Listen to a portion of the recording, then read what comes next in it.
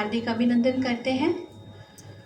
हिंदी दिवस का ये अवसर है जिस पर आज हम, क्योंकि हिंदी हमारी अपनी भाषा है, बहुत से लोगों की यहाँ बैठे मातृभाषा है, बहुत से लोगों की संपर्क भाषा तो हम सबकी ही है जिसके माध्यम से हम जुड़ते हैं। तो हिंदी दिवस को हम बहुत औपचारिक तरीके से कार्यालयों में मनाते रहे हैं अपने अपने। तो ख्याल आया इस वर्ष, और कौल साहब के आशीर्वाद से, अपने एग्जीक्यूटिव के आशीर्वाद से हमने ये पहल मतलब एक प्रयास है छोटा सा कि हम क्यों ना आज जो हमारी अपनी भाषा है उस भाषा को सेलिब्रेट करते हुए हम अपने विषय में उस भाषा में बात करें। और अपने विषय में जब हम भाषा की बात करते हैं तो साहित्य उससे अछूता नहीं रहता, तो हम साहित्य की बात करें। और साहित्य में भी जो अछूता है, जो हाशिए पर है, हमें लगता है, हम में से बहुत से लोग यहाँ इकट्ठे हुए हैं जो लेखक हैं या जो लिखने पढ़ने में रुचि रखते हैं। साहित्य से तो लगभग सबका सरोकार है। तो क्यों ना हम विकलांगता विमर्श की बात करें, डिसेबिलिटी डिस्कोर्स की बात करें, वो भी साहित्य में विकलांगता विमर्श किस तरह से हो, उसका स्वर, उसका प्रतिनिधित्व एवं परिप्रेक्ष्य। तो यही आज का विषय है। तो इस विषय पे हमने हमारे मुख्य अतिथि बस अभी पधारने ही वाले हैं, उनका आगमन होने वाला है 5 मिनट में, तो हम उनको लेके आते हैं और फिर विधिवत कार्यक्रम शुरू करेंगे। तो आज केवल दिल्ली से ही लोग नहीं हैं हमारे बीच में, दिल्ली के बाहर के भी लोग हैं, मुंबई से हैं, नागपुर से हैं, भोपाल से हैं, लखनऊ से हैं। मैं सभी सुधीजनों का और हमारे विद्यार्थियों का, हमारे एग्जीक्यूटिव का, सबका तहे दिल से एक बार फिर स्वागत करती हूँ। और मुझे बहुत खुशी है आज का दिन, संडे का दिन, आप लोगों ने इस प्रोग्राम को दिया, जिससे कि ये साबित होता है कि कितना प्रेम है आपको अपनी भाषा से, और न सिर्फ भाषा से बल्कि साहित्य से भी। तो हम साहित्य में विकलांगता विमर्श किस तरह है उस पर बात करेंगे, प्रोग्राम की रूपरेखा पर बात करेंगे। हम शीघ्र ही अपने गेस्ट को, अपने मुख्य अतिथि को लेकर उपस्थित होते हैं। आप लोग हो सके तो अपने मोबाइल्स थोड़ा धीरे धीरे साइलेंट वगैरह कर दीजिएगा। आप सब जानते ही हैं, साहित्य में विकलांगता विमर्श, स्वर, प्रतिनिधित्व एवं परिप्रेक्ष्य। थोड़ा सा हम 20 मिनट विलंब से कार्यक्रम शुरू कर पाए हैं, तो हम जल्दी ही कार्यक्रम को आगे बढ़ाते हैं। हमारे मुख्य अतिथि हमारे बीच हैं और उद्घाटन सत्र की जो अध्यक्षता कर रहे हैं डॉक्टर जगदीश चंद्र सर, वो भी हमारे बीच हैं। तो मैं चाहूँगी हमारे मुख्य अतिथि जिनके नाम से आप लोग, डॉक्टर विनोद आसुदानी जी हैं नागपुर से, और इनको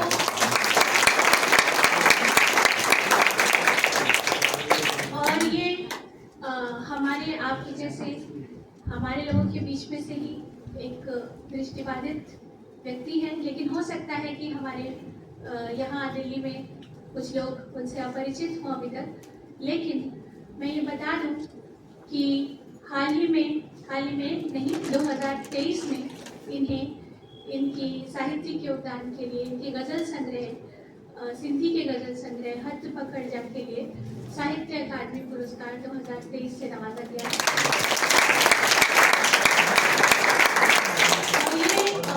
ये बहुत बड़ी बात है जो हम आप यहाँ थोड़ा लिखने पढ़ने के सरोकार वाले व्यक्ति इकट्ठे हुए हैं, वो सब जानते हैं कि साहित्य अकादमी की क्या महत्ता है इस पुरस्कार की। मुझे याद है जब इनको ये पुरस्कार मिला था तब मैं कौल साहब से मिलने आई थी और मैंने सर को ये शुभ समाचार दिया था, और उस वक्त भी सर ने इनके लिए आशीर्वाद भेजा था। तो ये परिकल्पना थी कि सर को ज़रूर इस संस्थान परिसंघ में आना चाहिए, हमारे बच्चों से मिलना चाहिए, और भी हमारे जो साहित्यकार बंधु हैं उनसे साक्षात्कार होना चाहिए।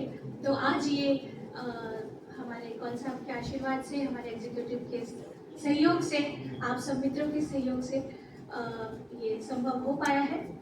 तो डॉक्टर साहब, डॉक्टर रासदानी का परिचय तो बहुत बड़ा है, वो हम देंगे स्वागत के क्रम में और थोड़ा बहुत ही दे सकेंगे।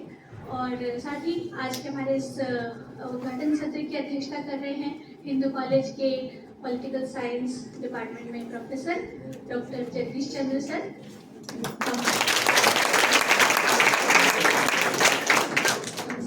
सर का हार्दिक अभिनंदन करते हैं और सर ने भी बहुत खुशी से इस प्रोग्राम को स्वीकारा है।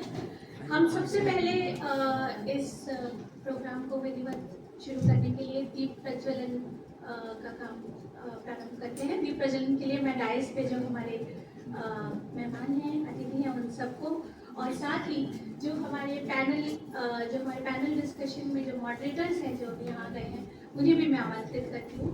और नीरू जी से और हमारे ट्रैवलर्स हैं यहाँ पे, उनका परिचय मैं थोड़ा बात भी दूँगी। इनसे कहती हूँ, मुकेश सर से कहती हूँ कि आप थोड़ा हेल्प कराएं दीप प्रज्वलन में।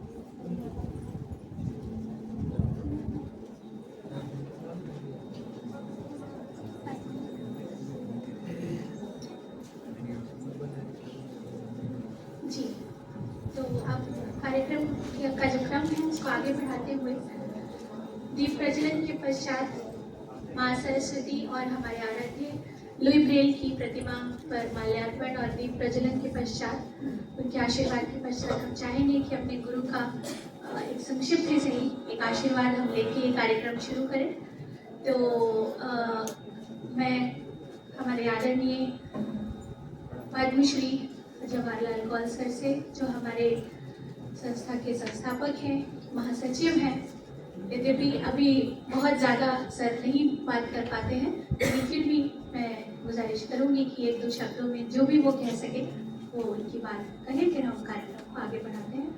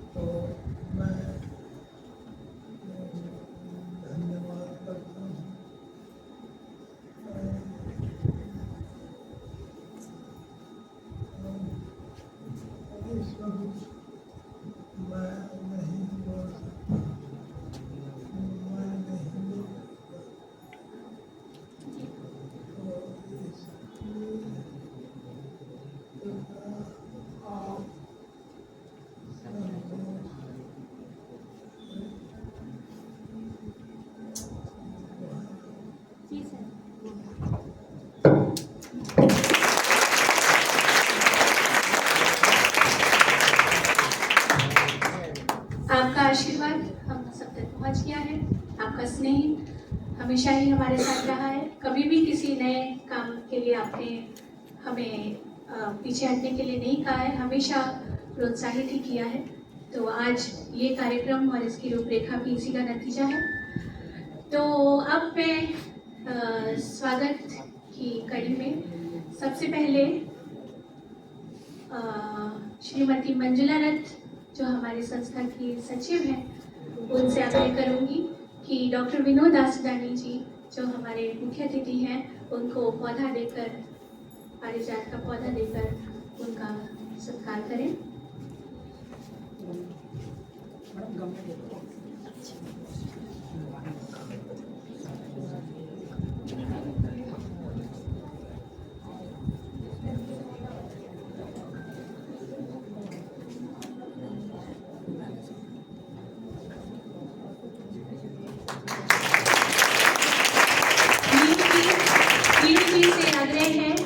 नीरू मैम जो हमारी ऑफिस सुपरिटेंडेंट हैं, उनसे आग्रह है कि स्मृति चिन्ह हमारे कौल साहब के हाथ से डॉक्टर साहब को दिलवाएं। पवन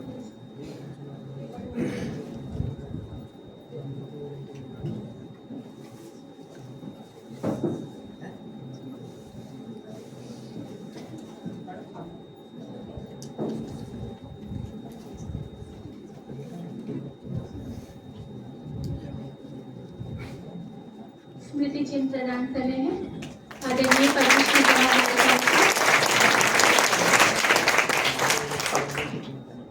इसके पश्चात मैं आदरणीय रमेश प्रसाद सिंह जी से आग्रह करूंगी जो कि हमारे एग्जीक्यूटिव कमेटी के मेंबर हैं और भूतपूर्व वाइस प्रेसिडेंट हैं, वो डॉक्टर विनोद आसुदानी जी को शॉल ओढ़ा के उनका सत्कार करें।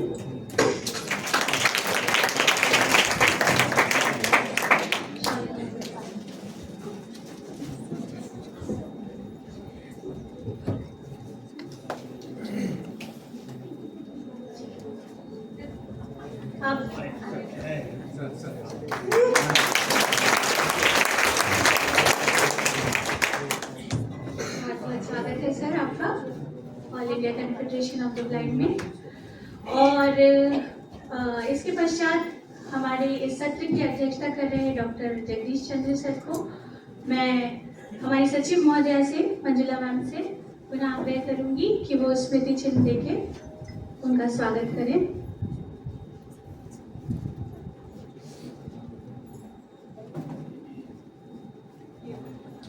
मंजुला रथ जी हमारी सचिव महोदया,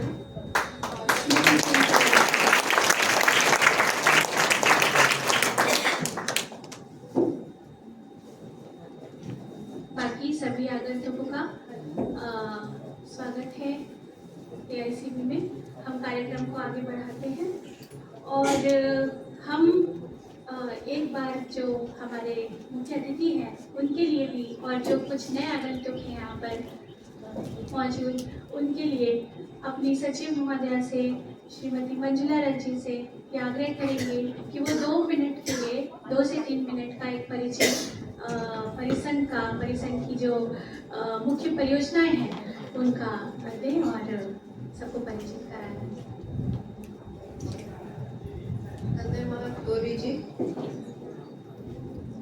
आदरणीय विनोद जी, कौल साहब, मेरे साथियों और प्यारे विद्यार्थियों, all India confederation of the blind की आयु 45 वर्ष की हो गई है। तो हम में से जो छोटे हैं वो 45 साल के हो गए और हम लोग जो बड़े हैं वो भी 45 साल के हो गए और हमारे कौल सर भी 45 साल के हो गए। तो इन 45 वर्षों में ये संस्थान जब शुरू हुआ 10 लोगों ने शुरू किया, जिसमें कौल साहब मित्तल साहब 2 थे और मात्र 300 रुपए, एक टाइपराइटर, एक किराए के कमरे से शुरू करके आज इतना बड़ा परिसंघ आप देख रहे हैं जो कि 20 के लगभग प्रोजेक्ट्स को चला रहा है। आज इसका मैं संक्षेप में बताती हूँ कि हमारी संस्था के 21 एफिलिएट्स हैं जो कि भारत के विभिन्न राज्यों से इस परिसंघ के साथ जुड़े हुए हैं और उन 21 एफिलिएट्स में से हर राज्य से 2 सदस्य हमारी एग्जीक्यूटिव में हैं प्लस हमारे फाउंडर और फाउंडर नॉमिनीज कुल 34 सदस्य हमारी सेंट्रल एग्जीक्यूटिव काउंसिल के मेंबर्स हैं। जहां तक प्रोजेक्ट्स की बात है, बच्चों से लेकर बूढ़ों तक हर एज, शहर और गांव के लिए हमारे प्रोजेक्ट चल रहे हैं। मैं शुरुआत करती हूँ ब्रेल से। ब्रेल प्रेस है हमारी कन्फेडरेशन में, जिसमें 7 एम्बोसर्स हैं और सभी एम्बोसर्स एक से एक अधिक फास्ट एम्बोसर्स हैं, जहां पर की प्रकाशित होने वाली, छपने वाली पुस्तकें ना केवल स्कूल्स की लाइब्रेरीज में, कॉलेजेस की लाइब्रेरीज में, बल्कि इंडिविजुअल्स के पास भी जाती हैं। हर इंटरेस्ट को ध्यान में रखते हुए यहाँ पर पुस्तकें प्रकाशित की जाती हैं टेक्स्ट बुक्स के अलावा। मसलन धार्मिक पुस्तकें भी हैं और साहित्यिक पुस्तकें भी। इसके साथ साथ यहाँ पर वोकेशनल ट्रेनिंग कोर्स जो 3 पार्ट्स में डिवाइडेड है, जिसमें short and advance diploma in computer और short term computer training programme है। ये यहाँ से प्रशिक्षण लेने के पश्चात हजारों की तादाद में हमारे विद्यार्थी आज सरकारी और गैर सरकारी पदों पर एमटीएस से लेकर क्लास 1 ऑफिसर तक पदों पर नियुक्त हैं।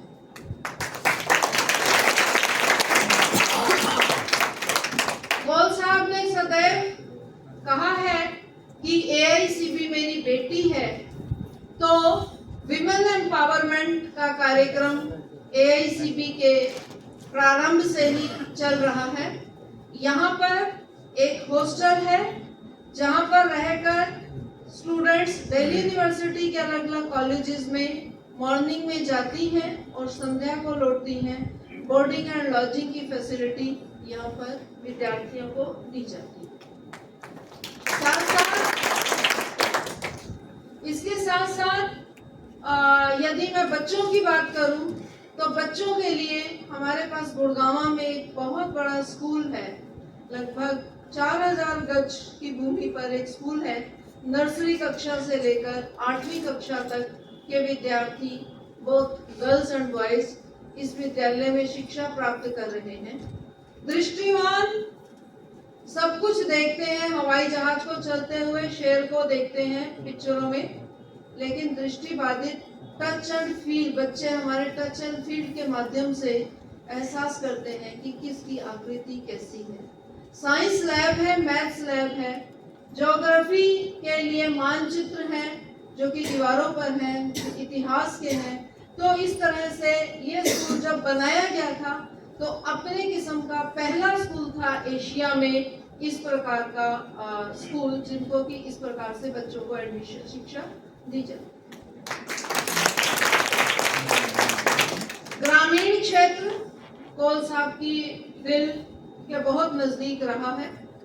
इन्होंने 1998 से भारत के विभिन्न भागों में ग्रामीण क्षेत्रों में CBR माने कम्युनिटी बेस्ड रिहेबिलिटेशन के कार्यक्रम चलाए, जहां पर कि हमारे फील्ड वर्कर्स आइडेंटिफाई करते हैं दृष्टिबाधित लोगों को और उनके घर जाकर उनको प्रशिक्षण देते हैं और उसके पश्चात उन्हें कभी ग्रांट और कभी लोन, डिपेंड करता है फंडिंग एजेंसी की रिक्वायरमेंट पर, वो दिया जाता है ताकि वो अपने बिजनेस को स्टार्ट कर सके।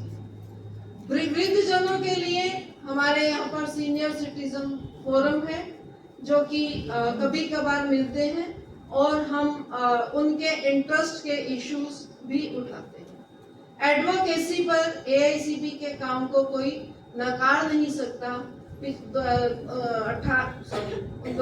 1980 से ही एडवोकेसी का कार्यक्रम शुरू हुआ और आज हम विभिन्न मैटर्स पर जो है वो अपनी एडवोकेसी सेल के माध्यम से कार्यक्रम को आगे बढ़ाएं। लास्ट में केवल इतना ही कहूंगी कि एआईसीबी ने अपने काम को डिसेंट्रलाइज करने के लिए विभिन्न प्रकार की कमेटीज बनाई हैं, जिसमें technology committee, women committee, advocacy committee, media committee, तमाम फंड रेजिंग कमेटी, तमाम तरह की कमेटीज हैं, ताकि काम को डिसेंट्रलाइज किया जा सके और एआईसीबी के कार्य को आगे बढ़ाया जा सके। अंत में मैं एक बार फिर विनोद जी का स्वागत करते हुए अपनी वाणी को यहीं पर विराम देती हूं।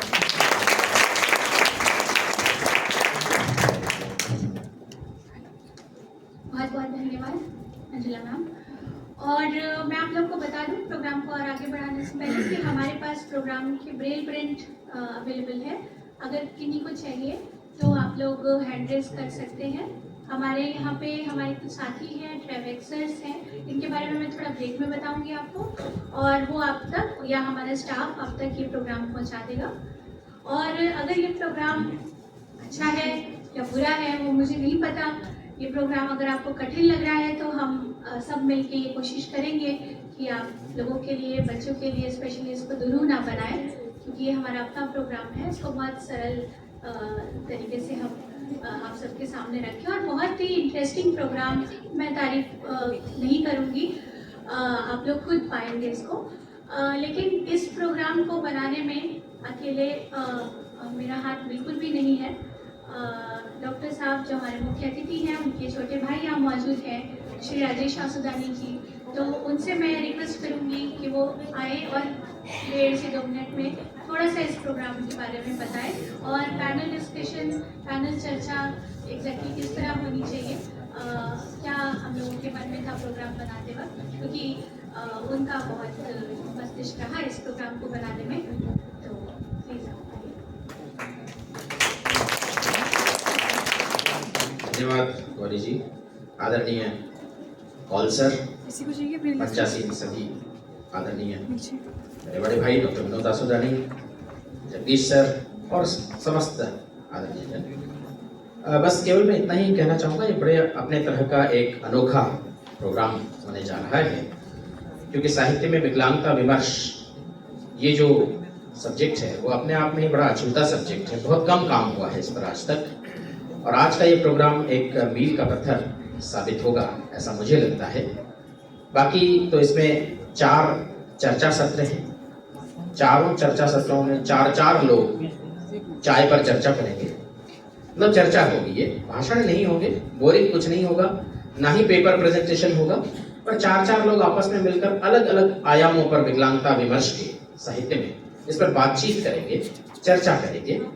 और उसके पश्चात संध्या समय 4 बजे के बाद कवि सम्मेलन का भी आयोजन किया गया है, जिसमें काफी कविताएं और लघु कथाएं आपको सुनने को मिलेंगी। तो मुझे लगता है कि रोचक और इंटरैक्टिव एक हम प्रोग्राम करने जा रहे हैं, जिसमें न भाषण है, न पेपर है, न ही मोनोलॉग्स हैं, डायलॉग है, बातचीत है और चर्चा, जो आज तक विलुप्त होती जा रही है चर्चाएं, और होती भी हैं तो टीवी पर धमाधम वाली चर्चाएं होती हैं, तो वैसी नहीं, एक सार्थक जिसमें चर्चा हो, इस तरह का हमने प्रोग्राम की यहाँ कोशिश की है। तो आप सबके सहयोग से और कॉल सर के आशीर्वाद से, एआईसीबी के सहयोग से ये प्रोग्राम होने जा रहा है। बहुत बहुत धन्यवाद।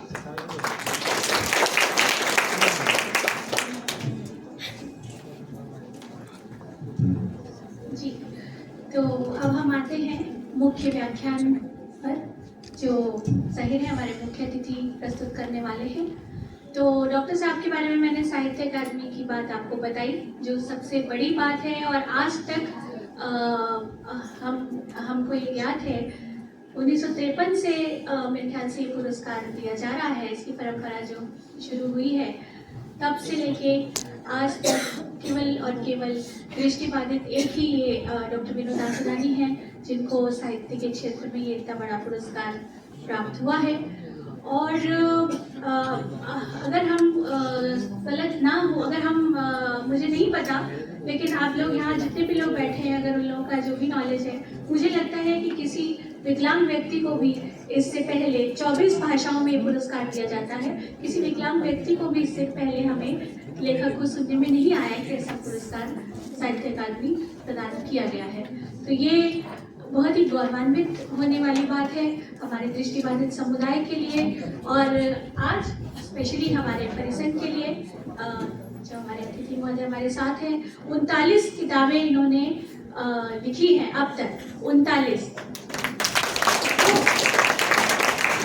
जिनमें की सिंधी, हिंदी और अंग्रेजी भाषाएं शामिल हैं। हालांकि जो मैंने आपको बताया, जिनको साहित्य अकादमी पुरस्कार दिया जाए, इनकी गजल संग्रह के लिए दिया गया है हाथ पकड़ जा, हाथ थामना इसका मतलब होता है, तो उसके लिए ये पुरस्कार उन्हें मिला है। ये अंग्रेजी के नागपुर में रामदेव बाबा यूनिवर्सिटी में ये अंग्रेजी के प्रोफेसर हैं और साथ ही ये काउंसलर हैं और बड़ी बड़ी जगहों पे इनको व्याख्यान के लिए बड़े बड़े संस्थानों में, शैक्षणिक संस्थानों में और भी बहुत से संस्थानों में इन्हें बुलाया जाता है।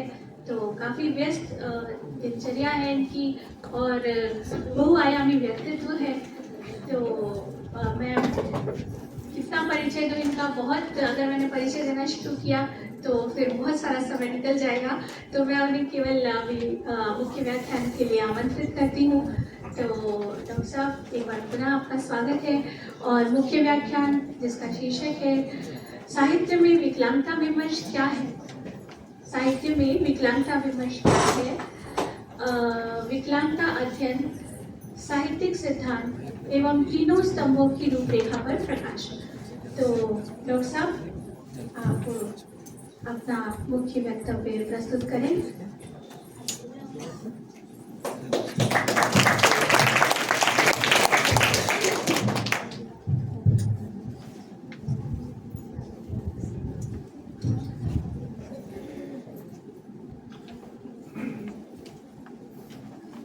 बहुत बहुत धन्यवाद गौरी जी। हम सबके परम आदरणीय पिता तुल्य श्री जवाहरलाल कौल साहब, आपके बारे में मैं विद्यार्थी जीवन से सुनता चला आ रहा हूँ और आज मेरा परम भाग्य है कि आपकी उपस्थिति में मुझे बोलने का अवसर मिला है। जिस व्यक्ति के व्यक्तित्व से मैं बचपन से प्रभावित रहा, जिस व्यक्ति के बारे में मैं सुनता आया, जिस व्यक्ति के बारे में पत्र पत्रिकाओं के अंतर्गत में पढ़ता आया और जिस व्यक्ति के लिए मेरे हृदय में अगाध श्रद्धा हो, आज उनके उपस्थिति में मुझे यदि बोलने का अवसर मिलता है, इस बात का ये प्रमाण है कि आज की संगोष्ठी कितनी ऊंचाइयों पर है। सर, आपने जिस रोशनी को इस समाज के अंतर्गत फैलाया है और न जाने कितने अंधेरों आंखों के अंतर्गत उजालों की किरण प्रस्तुत की है, हमारा हृदय, हमारा मस्तिष्क आपको नमन करता है। और मैं चाहूंगा कि कौल साहब के शान में मैं स्वयं ताली बजाना चाहूंगा, आप उसका समर्थन करें।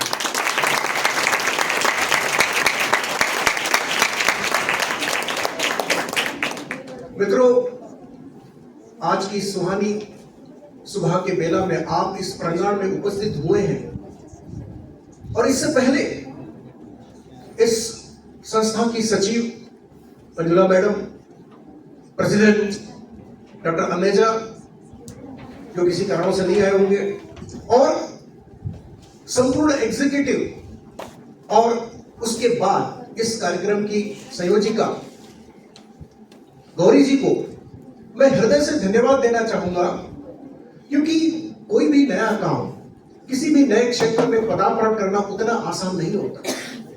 मैं देख रहा था गुजरे 1-2 महीने से निरंतर गौरी जी इस कार्यक्रम के सफलता के लिए लगी हुई हैं और इस कमिटमेंट के साथ वो काम करती हैं, छोटी छोटी बात की तरफ ध्यान देती हैं। कभी कभी तो मैं कहता था उनको कि गौरी जी, आपकी एंजाइटी बहुत बढ़ रही है, अगर बहुत ही बढ़ जाए तो मैं साइकोलॉजिस्ट हूं। तो कहने का भाव ये था कि इतने समर्पण के साथ यदि कोई कार्य करता है कि उसकी सफलता पहले से ही सुनिश्चित हो जाती है। इसलिए गौरी जी, आपको साधुवाद, आपको धन्यवाद। मित्रों, आज की ये संगोष्ठी में जो लोगों ने शिरकत की है उस पर मैं एक दृष्टिपात कर रहा था, तो मुझे लगा कि सिर्फ न केवल दिल्ली से, हम लोग महाराष्ट्र से हैं। यहाँ मेरे छोटे भाई राजेश आसुदानी रकीब साहब ने कहा कि भाषण नहीं होंगे, चर्चाएं होंगी। आप समझ लें कि साहब, और जगदीश चंद्र जी पॉलिटिकल साइंस के व्यक्ति बैठे हैं, पॉलिटिक्स यही है, कहे कि भाषण नहीं होंगी, समझ लीजिएगा कि भाषण ही होंगे। तो पहला ही भाषण है सर। तो ये महाराष्ट्र से आते हैं मेरे और एक बड़े भाई डॉक्टर घनश्याम आसुदानी, बहुत बड़े कहानीकार हैं। 5 संग्रह उनके हिंदी में गुजरे 3 सालों में आ चुके हैं। इतनी गति के साथ लिखते हैं क्योंकि वो कहते हैं कि विनोद जी के 39 हो गए, तो मुझे जल्दी चलना पड़ेगा। और इस सत्र के अध्यक्ष डॉक्टर प्रोफेसर जगदीश चंद्रा जी, बहुत पहले करीब 28 साल पहले दिल्ली विश्वविद्यालय में आपके साथ मेरी मुलाकात हुई थी। उस समय मैं विद्यार्थी था, आपको याद नहीं होगा, मुझे स्मरण है कि आपने अपने वचनों से, व्यक्तित्व से मुझे इस प्रकार से प्रभावित किया कि आपका नाम आज तक मेरे जहन के अंतर्गत सुरक्षित है।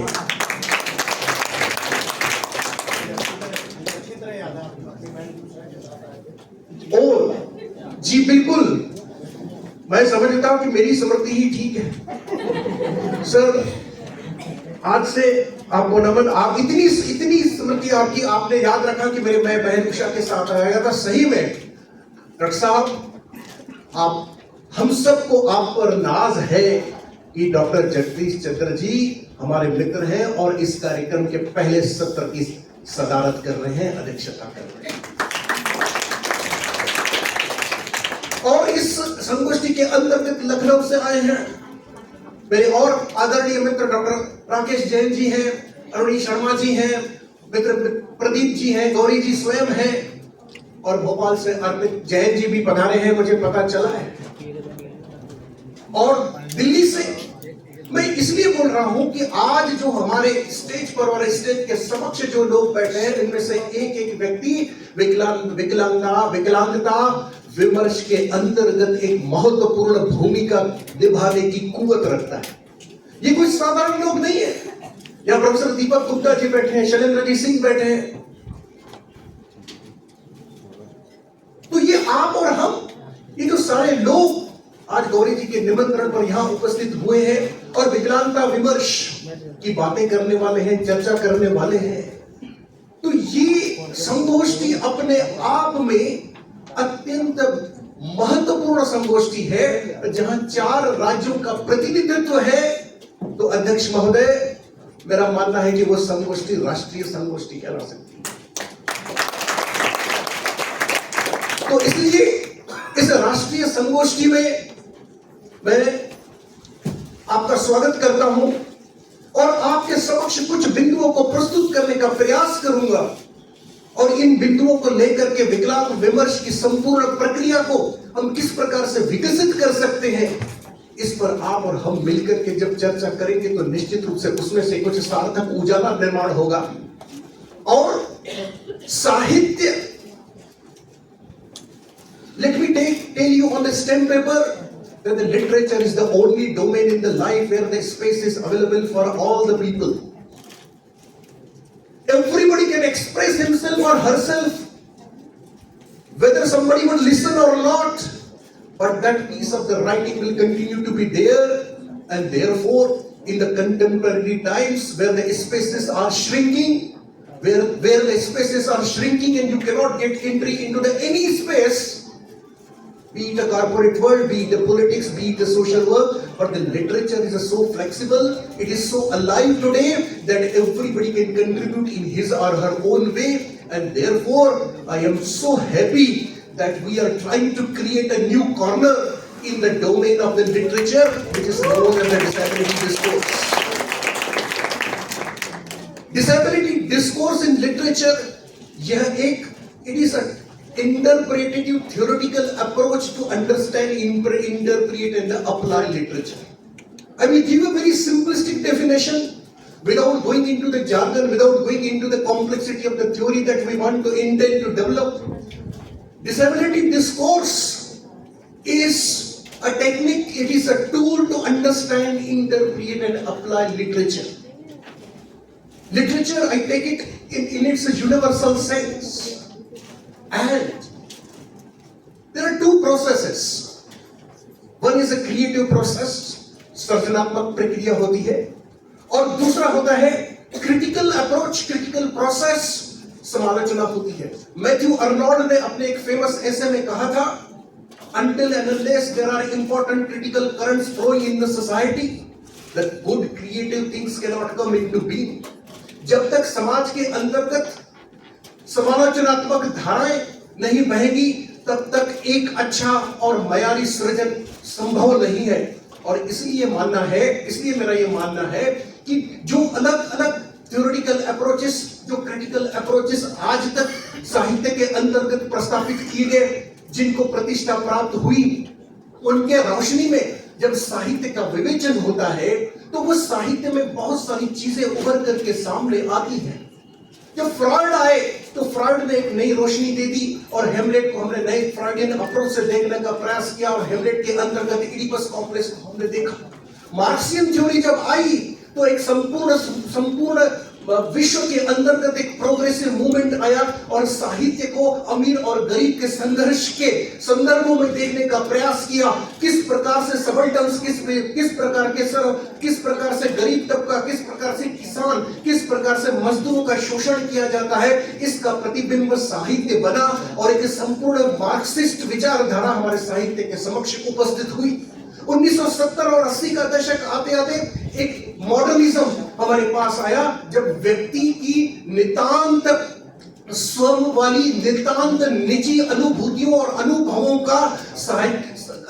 को साहित्य के केंद्र बिंदु में रखकर जब साहित्य निर्माण होने लगा, और उस व्यक्ति की आकांक्षाएं, उस व्यक्ति के सपने, उस व्यक्ति की असफलताएं, उस व्यक्ति की कुंठाओं को जब साहित्यकार अपने कृतियों के अंतर्गत उभारने लगा, तो हमने कहा कि अब साहित्य में एक नई धारा आई है, जिसे हम मॉडर्निज्म कहते हैं। और इस सदी के शुरू में होते होते मॉडर्निज्म में भी अपना दम तोड़ दिया, and we are passing through the post modernism, where we are trying to celebrating the fragmented approach, fragmented existence. हमारे भीतर एक व्यक्ति नहीं बैठा है, हमारे हृदय के अंतर्गत, मस्तिष्क के अंतर्गत 100 अलग अलग व्यक्ति बैठे हैं।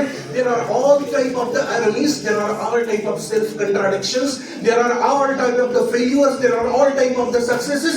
All these come together and they present a new pattern of the existence, which is fascinating, but at the same time which is frightening as well, and this is called postmodernism.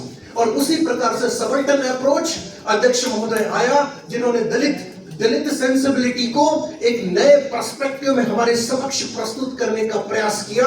उसी प्रकार से नारी चेतना आई। किसी भी साहित्य को हम नारी चेतना के संदर्भों में जब देखने का प्रयास करते हैं, तब एक स्त्री चिंतन विमर्श, स्त्री विमर्श साहित्य के अंतर्गत उपस्थित होता है। मैं ये इसलिए कह रहा हूं, जब तक डिसेबिलिटी डिस्कोर्स को हम प्रस्तावित नहीं करेंगे, जब तक डिसेबिलिटी डिस्कोर्स को हम अपने कॉन्शियस और अनकॉन्शियस क्रिएटिव प्रोसेस का हिस्सा नहीं बनाएंगे, तब तक, take it from me on the stem paper, we will not be able to create a standard literary pieces which lend themselves to the interpretation of the disability discourse. आप कुछ भी कह रहे, कोई साहित्यकार जब तक मार्क्सिस्ट थ्योरी से परिचित नहीं होता, तब तक वो मार्क्सिस्ट लिटरेचर नहीं लिख सकता। कोई भी साहित्यकार जब पोस्ट मॉडर्निज्म से जब तक वो परिचित नहीं होता है, पोस्ट मॉडर्निस्ट तरीके से नहीं लिख सकता।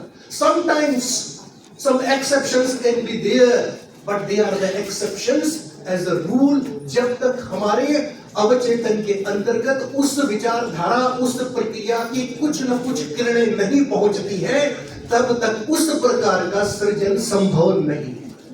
और इसलिए ये आज की संगोष्ठी, this national seminar on the disability discourse, voices, representations and the perspective is going down into the history. It is going to lay the foundation on which we are able to construct the edifice of this new approach, and this is not restricted only to those who are disabled, who are differently able in one way or the other. Now assumptions की अगर बात करें, because एक बात आप बिल्कुल खुल करके समझ लें कि चाहे क्रिएशन के अंतर्गत हम कोई भी चीज स्पष्ट तरीके से नहीं करते, जब सृजन होता है तो सृजन एक मिस्टिकल प्रक्रिया होती है.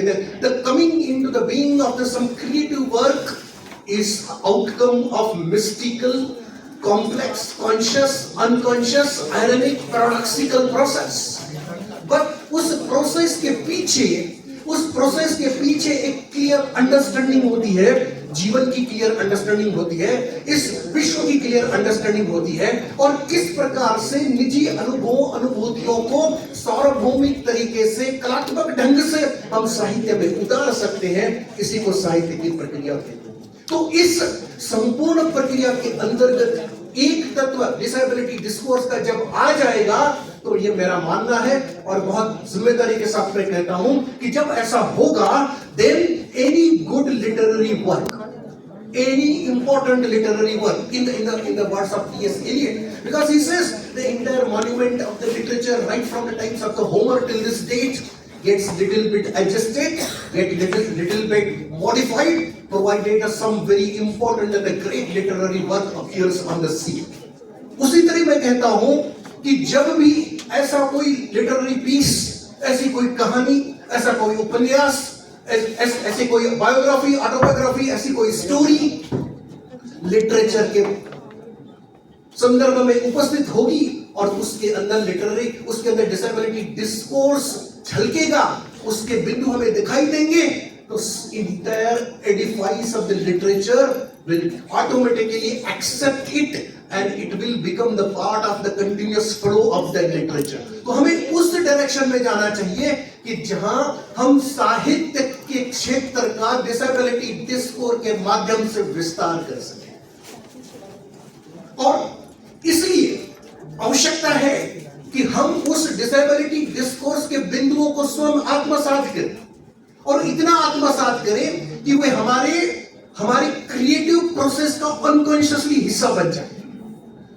अगर हम किसी भी साहित्यिक कृति को किसी विशिष्ट समालोचना की दृष्टि में लिखने का जब प्रयास करते हैं, तो वह कृति अपनी साहित्यिकता खो देती है. और इसलिए आपने देखा कि जब प्रगतिशील आंदोलन चला, तो उसमें हो ऐसा गया कि प्रगतिशील आंदोलन के बिंदु ध्यान में रखते हुए, मार्क्सवाद के बिंदु ध्यान में रखते हुए कई सैकड़ों लोगों ने कहानियां लिखी, कविताएं लिखी, और उससे all those literary works were reduced to the propaganda. Very few could survive that danger. तो इसलिए ये डेंजर हर नए डिस्कोर्स के सामने उपस्थित होता है. आप यदि सिर्फ साहित्य के अंतर्गत विकलांगों के दुख, विकलांगों के दर्द, विकलांगों की पीड़ा, विकलांगों पर होने वाले अन्याय और विकलांगों के अधिकारों को ध्यान में रख करके किसी भी कृति का निर्माण करेंगे, take it from me on the stamp paper, that is going to be a wonderful piece of the propaganda for the equality of the disabled, but that is not going to be a good piece of literature. तो इसलिए कुछ कहीं तो हो सकता है, जैसे दलित साहित्य पर आप नजर घुमाएंगे तो उनके दलित साहित्य का पहला दौर is called the literature of the protest, where the Dalit writers are trying to protest against the injustice, against the discrimination that they suffered. But when you look at the literature, that literature of the protest is not the first class Dalit literature. तो ये एक पहली बात हो सकती है, एक शुरुआती दौर हो सकता है कि जहां विकलांग अपने साथ होने वाले अन्याय को, अपने साथ होने वाले भेदभाव को साहित्य का हिस्सा बनाए, लेकिन यहां हमें रुकना नहीं है. दूसरा महत्वपूर्ण बिंदु है कि ये साहित्यकार जो कि स्वयं किसी न किसी प्रकार से विकलांग है, किस प्रकार से मुख्य धारा का साहित्य निर्माण कर सकते. ये हमारा मेन डोमेन है. How these disabled writers churn out the literary pieces which are counted and which are accepted by the normal, that is mainstream literary flow. चाहे वो साहित्यकार, वो कवि, विकलांग क्यों ना हो, लेकिन जब वो लिखता है तो उसकी विकलांगता या विकलांग दृष्टिकोण संपूर्णता के साथ साहित्य में नहीं उतरना चाहिए, क्योंकि हम साहित्य लिख रहे हैं और वो साहित्य केवल विकलांग नहीं पढ़ेगा, वो साहित्य सर्वसामान्य व्यक्ति भी पढ़ेगा कहीं ना कहीं अपरोक्ष रूप से अवचेतन स्तर पर। यदि उसमें कोई विकलांग विमर्श की बात उभर करके सामने आती है और कलात्मक ढंग से हम उसको प्रस्तुत कर सकते हैं, तब तो वो ठीक है, तब ही हमारा स्वीकार्यता एक साहित्यिक जगत में होगी।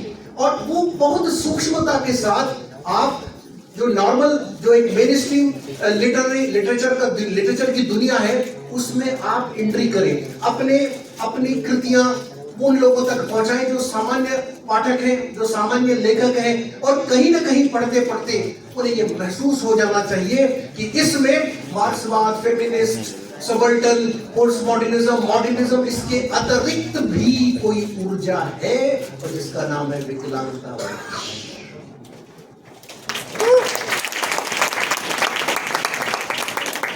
एक मेरी गजल का एक शेर है, आपको लगेगा नहीं ये संपूर्ण गजल सुनने के बाद कि मैंने विकलांग विमर्शकता के दृष्टि से इस गजल को लिखने का प्रयास किया, लेकिन उसमें एक दो तीन शेर ऐसे हैं कहीं ना कहीं आपको विकलांग विमर्श की याद दिला देगी। शेर यूं है कि दिखाई दे न दे ऐसी भी कोई रोशनी होगी, दिखाई दे न दे ऐसी भी कोई रोशनी होगी, अंधेरों की कोई अपनी जुदा पहचान भी होगी।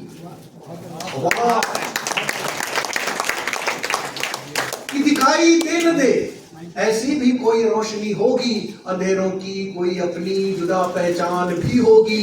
हवा चलने से दरवाजे नहीं खुलते समझ लेना, हवा चलने से दरवाजे नहीं खुलते समझ लेना, किवाड़ों की कोई अपनी ही मजबूरी रही होगी।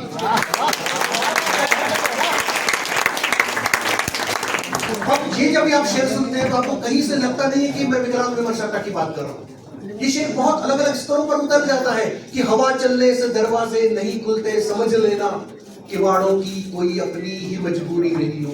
लेकिन इसका जब आप विश्लेषण करेंगे, इस शेर की आत्मा में आप प्रवेश करने का प्रयास करेंगे, तो आपको पता चलेगा कि मैं विकलांग विमर्श की बात कर रहा हूं, मैं विकलांगों के अधिकारों की बात कर रहा हूं। यदि कोई सरकार, यदि कोई नेशनल और इंटरनेशनल कन्वेंशंस बनते हैं विकलांगों के अधिकारों के लिए, तो वो इसलिए नहीं बनते हैं कि ऐसे महान जो देवता हैं, चाहे दिल्ली, बंबई या वाशिंगटन के देवता हो, कि उनके दिल में किसी विकलांग व्यक्ति के लिए कोई एम्पैथी, कोई करुणा निर्माण हुई है। ऐसा नहीं है, बल्कि कहीं ना कहीं कोई और मजबूरियां हैं जो वो विकलांगता की बात करते हैं। इसलिए हवा चलने से दरवाजे नहीं खुलते, हवा चलने से दरवाजे नहीं खुलते समझ लेना, किवाड़ों की कोई अपनी ही मजबूरी रही होगी। तो हमें जब अधिकार मिलते हैं, हमें जब रिजर्वेशन का लाभ मिलता है, तो सब हम कोशिश कर रहे हैं, इसलिए दरवाजे नहीं खुलते, परिस्थितियां बदल जाती हैं उनके लिए। उनको याद आता है कि ये भी काफी संख्या में है और इनकी काउंटिंग भी हमें कहीं ना कहीं प्रभावित कर सकती है। तो मेरा शेर बड़ा साधारण है, जो सामान्य व्यक्तियों के लिए भी उपयोगी है, लेकिन उस पर्सपेक्टिव से देखेंगे तो कहीं ना कहीं विकलांगों की अधिकार, विकलांगों के जो साथ अन्याय हो रहा है, ये सारे बिंदु ये शेर अपने आप में समाहित किए हुए हैं। तो जब हम इस प्रकार से कलात्मक ढंग से अपने विकलांग विमर्शता को अपनी कविताओं, अपने साहित्य का हिस्सा बनाएंगे, तो धीरे धीरे देखते देखते साहित्य के स्पेस में, with in the space of the critical literature, we will be able to secure one important corner, and that is the purpose, that is the goal of organizing this national seminar. So we all should take together, it is a joint responsibility of us all that we must establish this discourse as one of the important canals of understanding and interpreting the literature in the times to come. और इसके लिए क्या क्या ठोस काम कर सकते हैं, what is the road ahead, इसके लिए गौरी जी ने एक अलग सेशन रखा है। गौरी जी को पता था कि विनोद आसूदानी के हाथ में माइक आ गया तो उसको रोकना बड़ा मुश्किल है, उन्होंने उसको डिवाइड करके दूसरे सेशन में मुझे बोलने का और मौका दिया है। तो मैं बची कसी जो कसर है उसमें जरूर निकालूंगा, जो अभी मेरे दिल के अंदर के जो बलबले हैं वो आपके समक्ष प्रस्तुत करूंगा, लेकिन अब भी आपकी जान इतने जल्दी नहीं छोड़ूंगा। आप ये मत समझिए कि अब मैं बंद करूंगा, मैं इतना जल्दी रुकने वाला नहीं हूं, क्योंकि मैं साहब नागपुर से दिल्ली आया हूं।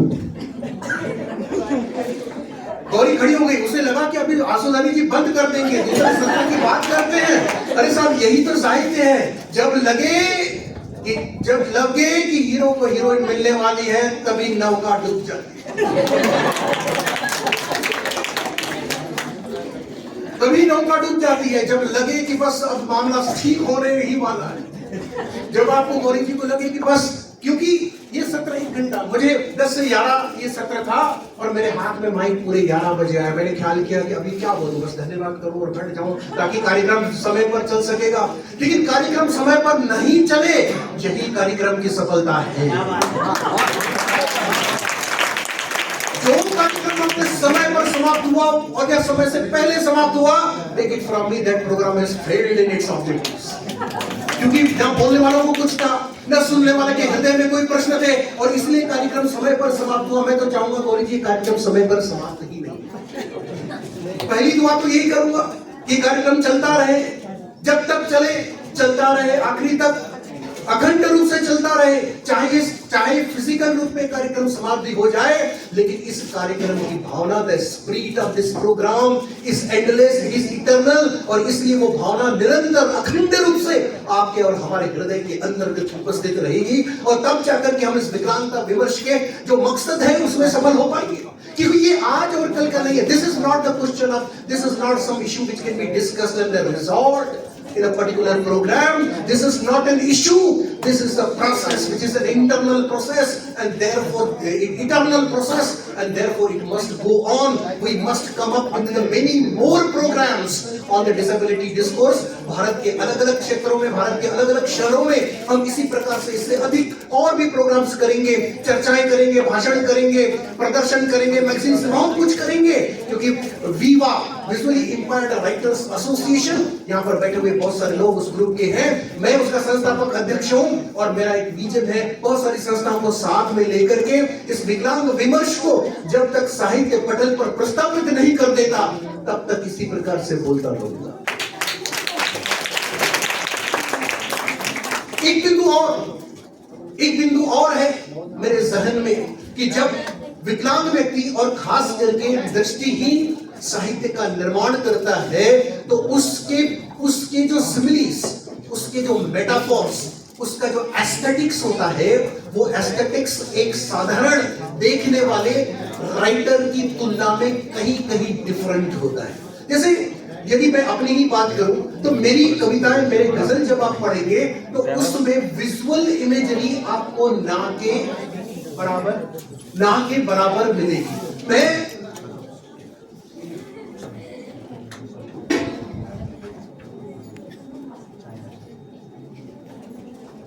आपस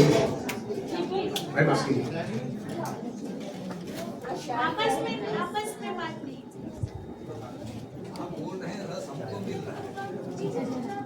लेकिन रस में मैं मिर्ची तो नहीं बोली, लोग हु हा क्यों कर रहे हैं प्लीज। तो मैं ये बोल रहा हूं कि aesthetics not something that give you the visual pleasure. पहले तो इस साधारण सी बात से आप हट जाए। लोगों को लगता है कि सुंदरता का संबंध जो है केवल देखने के साथ है। सुंदरता देखी जा सकती है, लेकिन डिसेबिलिटी डिस्कोर्स के अंतर्गत सुंदरता केवल देखी नहीं जा सकती। सुंदरता को छुआ जा सकता है, सुंदरता को सुना जा सकता है, सुंदरता का स्वाद लिया जा सकता है। Therefore, the aesthetics is a bliss, is a pleasure that flows out of the experiences of all the five senses or any one of them. तो इस दृष्टि से जब हम देखेंगे तो हमारे काव्य के अंतर्गत जो बिंब उभरेंगे, हमारे काव्य के अंतर्गत जो प्रतीक आएंगे, जो सिमिलीज आएंगे, जो मेटाफोर्स आएंगे, वो मेटाफोर्स हमारे बाकी सेंसेस को अपील करने वाले होंगे। एक मेरे दोस्त हैं भाषा सिया साहब, उनका एक शेर है। अब वो शेर देखें, बहुत रोमांटिक शेर है, लेकिन उसमें उन्होंने स्पर्श को इस तरीके से प्रस्तुत किया है तो वो ऑटोमेटिकली उस भाषा सिया साहब ने कभी सोच के नहीं लिखा था कि ये विकलांगता विमर्श के दृष्टि से एक महत्वपूर्ण शेर बन जाएगा। अब देखें, अलविदा कह के उसने छुआ था मेरे हाथों को। अलविदा कह के उसने छुआ था मेरे हाथों को, अभी तक है उंगलियों में स्पर्श का एहसास शेष। अब सोचे, ये दृष्टिहीन व्यक्ति की संवेदना हो सकती है जब उसकी प्रेसी अलविदा कह करके जा रही है, तो अलविदा कह के उसने छुआ था मेरे हाथों को, अब तक है उंगलियों में स्पर्श का एहसास शेष।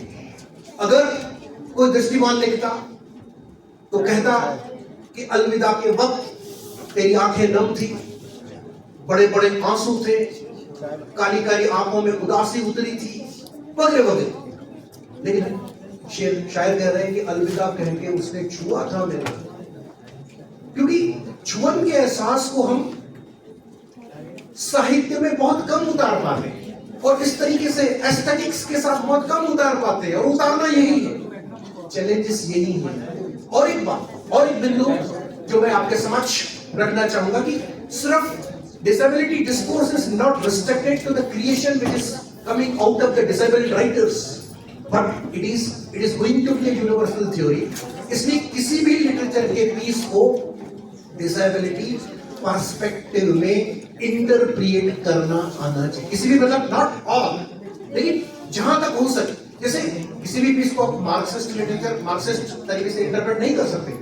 हर लिटरेचर को आप पोस्ट मॉडर्निज्म के साथ या फेमिनिस्ट अप्रोच से इंटरप्रेट नहीं कर सकते, लेकिन अगर कर सकते हैं तो करना चाहिए। तो इसीलिए कि राजेश आसुदानी जी मेरे भाई हैं, उन्होंने एक बहुत अच्छा सुंदर पर्सपेक्टिव दिया कि हमें कैसा पता चले कि ये particular piece of literature disability discourse के अंतर्गत आता है कि नहीं आता है, उसमें वो इंटरप्रिटेशन है या नहीं है। बहुत सीधी सी बात उन्होंने की, बहुत समझने वाली उन्होंने बात की, और मुझे बहुत अच्छी लगी कि जी यदि उसके चरित्र या उसके जो नरेशन की जो स्टाइल है कहीं ना कहीं इस बिंदु की ओर इशारा कर रही है कि वे व्यक्ति जो साहित्य में, जो साहित्य के चरित्र है, they want to do something और they can't. Want and can't के बीच में जो कन्फ्लिक्ट है, यही कन्फ्लिक्ट किसी भी लिटरेचर के पीस को डिसेबिलिटी डिस्कोर्स के लिए एप्ट, फिट और वर्दी बना देती है। एग्जाम्पल, विलियम शेक्सपियर के हेमलेट अपने अंकल से बदला लेना चाहते हैं अपने पिताजी की मृत्यु के कारण। पिताजी के, उन्होंने हेमलेट के पिताजी का उनके अंकल ने मर्डर कर देता है। संपूर्ण नाटक में हेमलेट ये प्रयास करता है कि वो मर्डर का बदला ले, लेकिन कर नहीं पाता।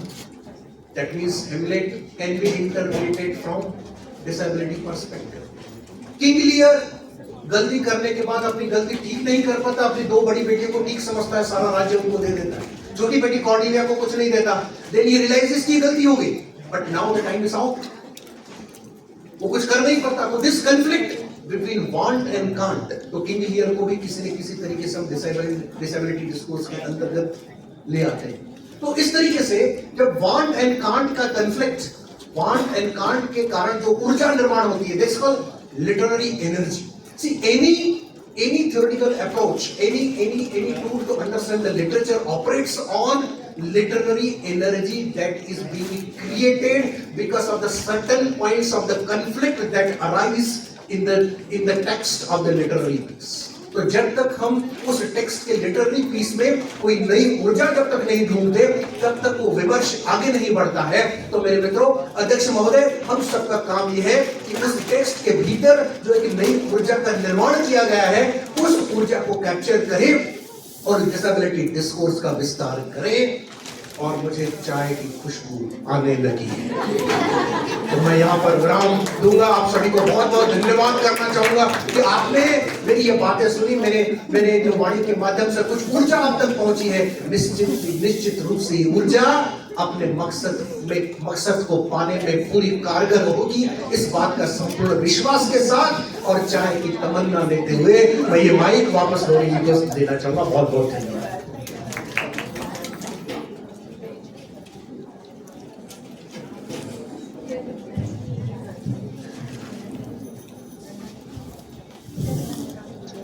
डॉक्टर साहब, इतने सुंदर मुख्य व्याख्यान के लिए मैं समझती हूँ कि यहाँ बैठा हर शख्स अभिभूत है ये सुन के, और अखंड विकलांगता विमर्श। अब हम लोगों के शब्द इसीलिए खो जाते हैं, इतने बड़े बड़े व्याख्याता जब मंच पे बोलने के लिए आते हैं, और इतना सुंदर मुख्य व्याख्यान से बहुत बहुत धन्यवाद। और बिल्कुल मैं आपका परिचय तुरंत नहीं दे सकी, लेकिन आपका परिचय आपके व्याख्यान ने खुद दे दिया। मैं समझती हूँ आप मुझे माफ़ करेंगे।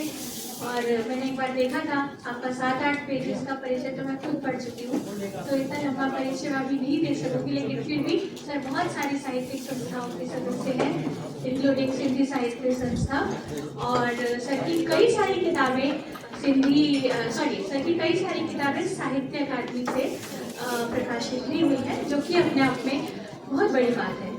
तो अब हम कार्यक्रम को थोड़ा आगे बढ़ाते हैं, और जब साहित्य की बात हो, और एक मैं गुजारिश करूँगी क्योंकि अभी प्रोग्राम थोड़ा लेट शुरू हुआ था, तो चाय साथ में चल रही है, तो डिस्ट्रीब्यूट करने वाले भी और बाकी लोग भी लेते देते इसका बात मत करें, तो थोड़ा समय से और सही तरीके से चीज़ें सुचारू रूप से हो सकेंगी। तो जब विकलांगता विमर्श की बात हो, साहित्य की बात हो, तो एक पुस्तक विमोचन ना हो ये कैसे संभव है। तो आज पुस्तक लघु कथा संग्रह का विमोचन भी है इस उद्घाटन सत्र में। तो ये डॉक्टर घनश्याम आसुदानी की 7वीं किताब है बूंदे।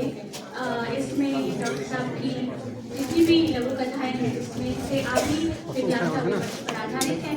मैं आमंत्रित करूंगी हमारे व्यक्तियों को कि वो इस विमोचन में सहयोग दें। डॉक्टर चंद्र निशा मैम मुंबई से आई हैं, इसको हमारी मदद करेंगी इसमें। और मैं डॉक्टर घनश्याम आसुदानी से कहूँगी कि 2 मिनट में आप अपनी इस किताब के बारे में रिलीज के बाद अपनी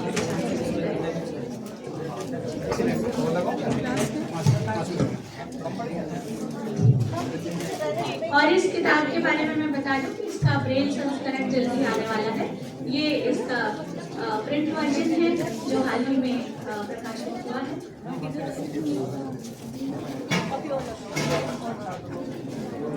अभी बचे हुए हैं इधर आगे की वाली देखो, ये काफी ब्लैक वाले यहाँ हो गए,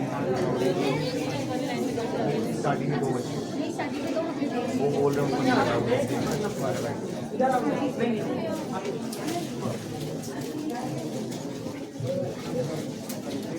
ठीक है, हम 5 मिनट का एक संक्षिप्त विराम लेते हैं और उसके बाद हम पुनः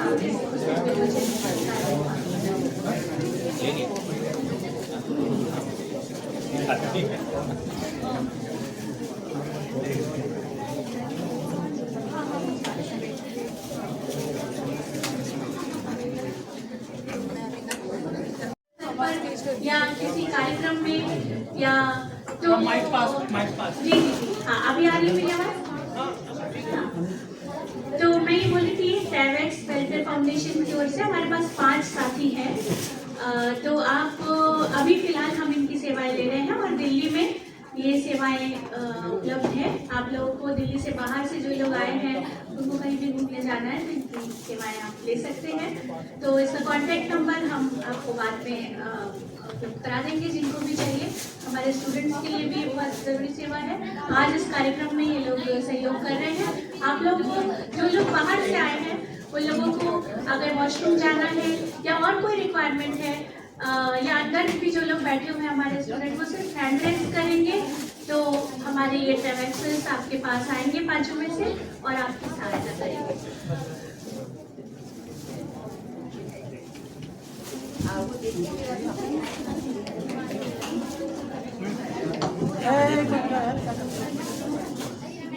अब अगर चाय हो गई हो सबने पी ली हो तो हम पुनः कार्यक्रम को लौटते हैं और बूंदे पुस्तक का विमोचन करते हैं।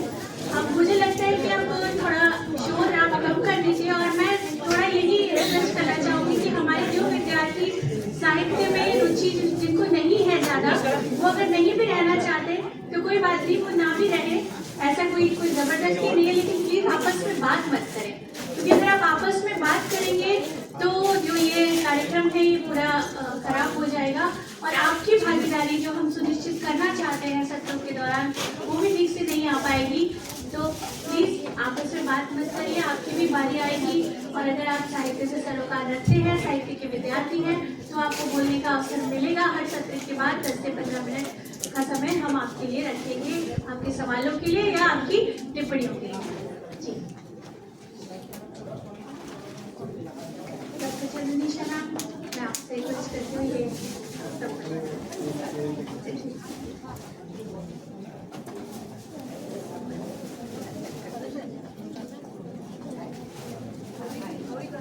हाँ जी, आप कीजिए।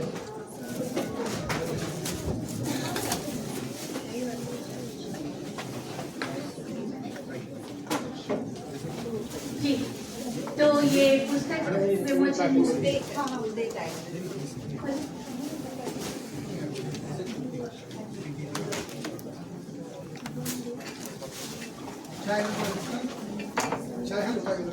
डायस पे मौजूद हमारे मुख्य अतिथि महोदय, हमारे अध्यक्ष महोदय और अन्य सभी हमारे एग्जीक्यूटिव मेंबर्स इस पुस्तक विमोचन में डॉक्टर चंदनी शर्मा मदद कर रहे हैं।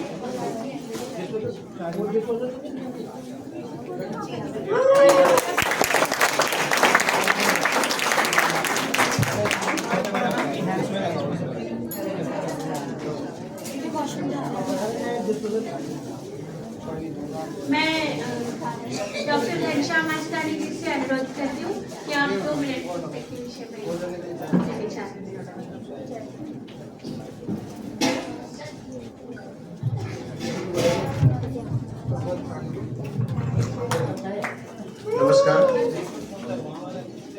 नमस्कार। जैसा गौरी जी का आदेश है, ये मेरी कुल मिलाकर के 7वीं कृति है, 7वीं किताब है। इसका नाम है बूंदे और इसमें कुल 56 बूंदे, मेरा मतलब है लघु कहानियाँ हैं और इन 56 लघु कहानियों में से 11 लघु कहानियाँ ऐसी हैं कि जो डायरेक्टली यानी स्पष्ट रूप से विमर्श की तरफ इंगित करती है।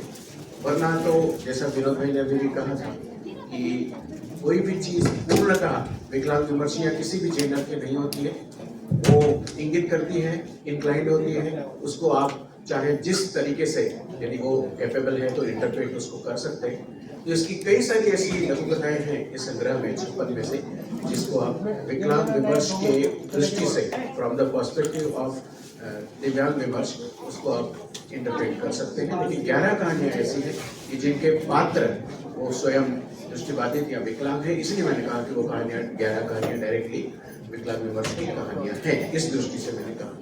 वैसे भी मेरा प्रयास ये रहता है कि आज तक मैंने लगभग 200 के करीब कहानियाँ लिखी हैं, जिसमें लंबी कहानियाँ भी हैं 8-8, 10-10 शब्दों की और लघु कथाएँ भी हैं। इसमें जो सबसे छोटी लघु कथा है वो 95 वर्ड्स की है।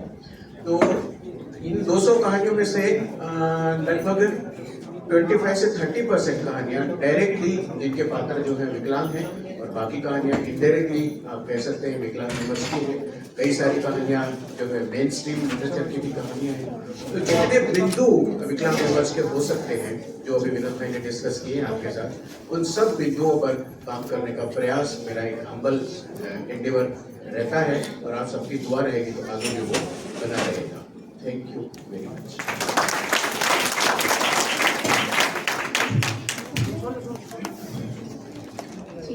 बहुत बहुत बधाई सर आपको और परिषद की ओर से शुभकामनाएं। हाँ, एक मिनट का एक डिस्क्रिप्शन है किताब का, थोड़ा सा डिस्क्रिप्शन दे देती हूँ। बूंदे टाइटल है, डॉक्टर घनश्याम आसुदानी उनका नाम है पुस्तक पर, और ये साहित्यागार पब्लिकेशन है जहाँ से ये छपी है किताब। और इसमें जो संख्या है कहानियों की, लघु कथाएं हैं जिसे उन्होंने बताया और पढ़ने में काफ़ी सुविधा से पढ़ी जा सकती है और उतने में अपनी कहानी को पूरी एक बिगिनिंग देना और उसका अंत भी देना और उसका निष्कर्ष भी निकालना और उसका क्लाइमेक्स भी बनाना, ये सब एक ही कहानी में लाना एक लघु कथा में काफ़ी कठिन होता है। 56 एंट्रीज हैं, 56 टाइटल्स से कहानियाँ हैं तो अवश्य ही बहुत ही मनोरम है, देखने में सुंदर है किताब बनी, बहुत अच्छी थी और उम्मीद है कि पहुंच पाएगी सब तक अपनी उन भावनाओं के साथ जिसके साथ इसको दिखाया गया, किताब दिखाया गया।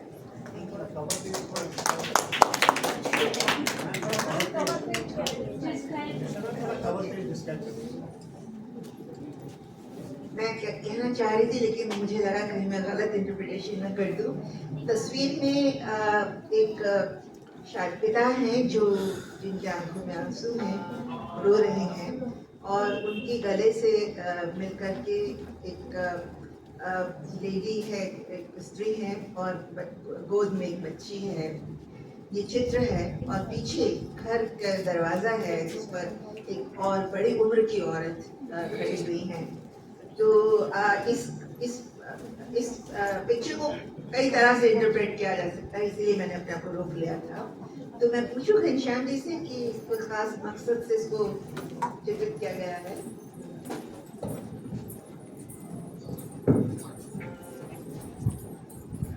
हाँ, तो ये एक्चुअली दो दृष्टि से बनाया गया एक पिक्चर है और एक मैं बता दूं कि मैंने स्वयं एक दृष्टिवान व्यक्ति की मदद से, मतलब मेरी जो मैडम है उनकी मदद से ये चित्र, इसकी 3 चीजें मैं बताता हूँ बस एक मिनट में। पहली बात तो ये कि ये चित्र जो है वो आर्टिफिशियल इंटेलिजेंस द्वारा क्रिएट किया हुआ है, किसी की पेंटिंग नहीं है। और इतना सजीव आर्टिफिशियल इंटेलिजेंस जो है इतना सजीव चित्र क्रिएट कर सकता है, ये भी एक बहुत बड़ी वंडरफुल बात है। ये भी बहुत बड़ा एक कॉम्प्लीमेंट है एक दृष्टिबाधित लोगों के लिए कि वो इस तरह की चीजें खुद बैठ करके वहाँ से क्रिएट कर सकते हैं। मैंने क्रिएट किए पूरी, बाद में सिर्फ अप्रूवल के लिए मैंने 1-2 दृष्टिवान लोगों को इसको दिखाया। तो सही जैसे मेरी कॉन्सेप्ट के अनुसार वो क्रिएट कर दिया उसने, ChatGPT ने। ये भी बहुत बड़ी असिस्टेंस है दृष्टिबाधित लोगों के लिए, मुझे ऐसा लगता है बहुत बड़ा टूल हमारे हाथ में आ गया है। एक जमाना था हम कहते थे कि कंप्यूटर बहुत बड़ा टूल हम लोगों के हाथ में आ गया है। तो इसी तरह से ये आर्टिफिशियल इंटेलिजेंस भी बहुत बड़ी चीज है। दूसरा, मेरी ये जो टाइटल कहानी है बूंदें, उसकी जो सिचुएशन है उसके सिचुएशन पर आधारित ये कवर पेज है।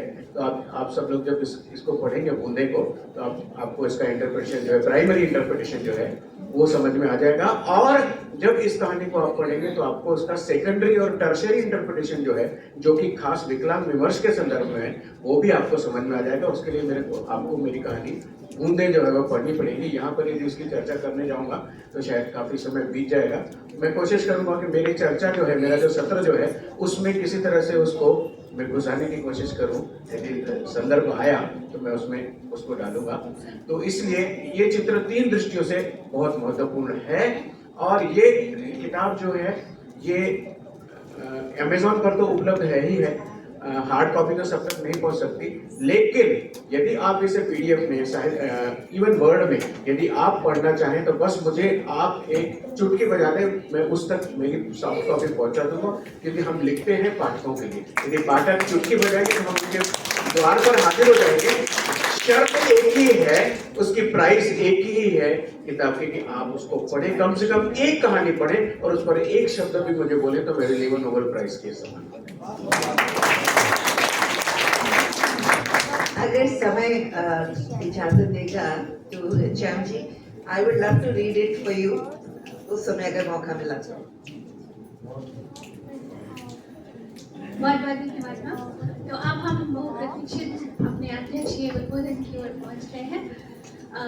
घनश्याम सर को एक बार पुनः बधाई। सर, ये इसका ब्रेल संस्करण जब भी उपलब्ध हो हम लोगों को दीजिएगा, उसकी बजाएंगे। हम पता नहीं कितनी दूर आवाज़ पहुंचेगी। तो अब हम लोग डॉक्टर जगदीश चंद्र सर, जो आदरणीय डॉक्टर जगदीश चंद्र सर जो आज के हमारे सत्र के अध्यक्ष हैं, उद्घाटन सत्र के, और हम सभी जानते हैं, उनमें से बहुत से लोग जानते हैं सर का परिचय। सर पॉलिटिकल साइंस के प्रोफेसर हैं हिंदू कॉलेज में। इसके अलावा सर ने हाल ही में AICB से जो थोड़ा सा भी जुड़ा व्यक्ति है वो सब जानते हैं कि सर के ऊपर, सर की पूरी लाइफ के ऊपर डॉक्टर साहब ने और चंद्रनी शाह मैम ने मिल के किताब एक लिखी है उनके पूरे जीवन पर आधारित, और वो काफ़ी मेहनत के बाद सामने आई थी। लेकिन वो किताब अंग्रेजी में थी। तो हमारे बहुत सारे रीडर्स नॉर्थ इंडिया से भी हैं, हिंदी स्पीकिंग एरिया से भी हैं, तो इन लोगों ने एक योजना बनाई और ये लोग दोनों मिलके, जगदीश सर और निशा मैम मिलके इस किताब का तर्जुमा कर रहे हैं, हिंदी में अनुवाद कर रहे हैं, जो कि ये कर ही चुके हैं। जो काम पूरा हो चुका है और अभी पब्लिशर फाइनल करके दिवाली तक इस किताब का, यानी जो हिंदी संस्करण है, हिंदी तर्जुमा है, वो हम तक पहुंचेगा। सर इसके अलावा कई पत्र पत्रिकाओं में लगातार लेखन करते रहते हैं और कई जर्नल्स में इनके शोध पत्र छपते रहे हैं। सर का जो रिसर्च वर्क है वो डिसेबिलिटी जो मूवमेंट था बहुत ही लंबा और उसका पूरा इतिहास, विस्तृत इतिहास उस पर आधारित है। सर अगर परिचय में कुछ त्रुटि हो तो मुझे क्षमा कीजिएगा, लेकिन आज आपको है यहाँ पे और इतना स्नेह दिया आपने इस कार्यक्रम को, अब हम आपका उद्बोधन सुनना चाहेंगे।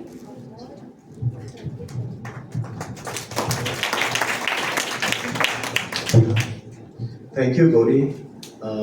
सबसे पहले आदरणीय कौल साहब, मेरी परम मित्र निशा मैम मेरे से बड़ी हैं, लेकिन वो सही माने में मैं मित्र ही मानता हूँ उनको।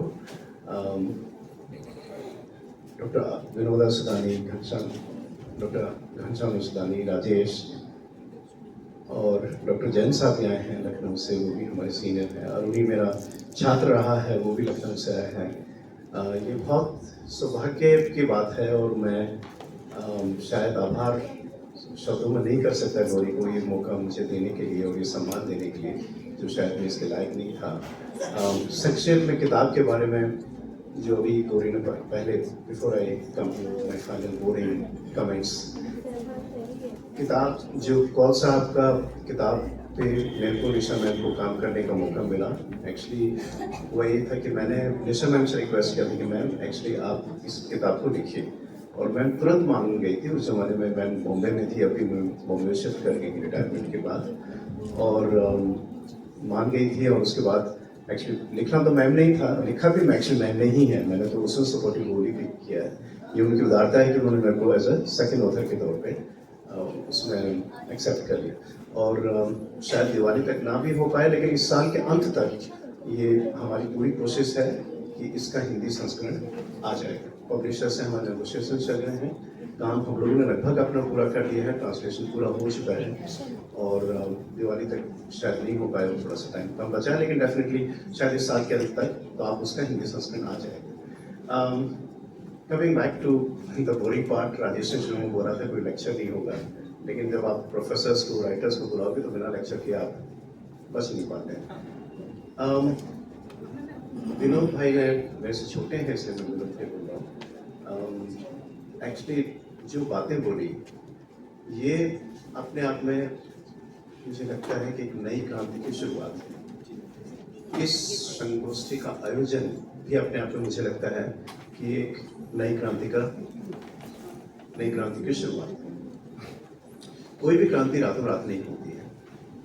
मेरी जो रिसर्च है वो डिसेबिलिटी राइट्स मूवमेंट पे है। डिसेबिलिटी राइट्स मूवमेंट क्या, बेसिकली मैंने जो अपना दृश्यवादियों का आंदोलन का इतिहास रहा है उसको डॉक्यूमेंट किया। डिसेबिलिटी राइट्स मूवमेंट तो लास्ट में थोड़ा सा उस PWD एक्ट के बाद क्रॉस डिसेबिलिटी उसने हैंडल लिया है, बट प्राइमरली जो आंदोलन पहले जो विकलांग विधेयक आया था 1995 में, वो पूरा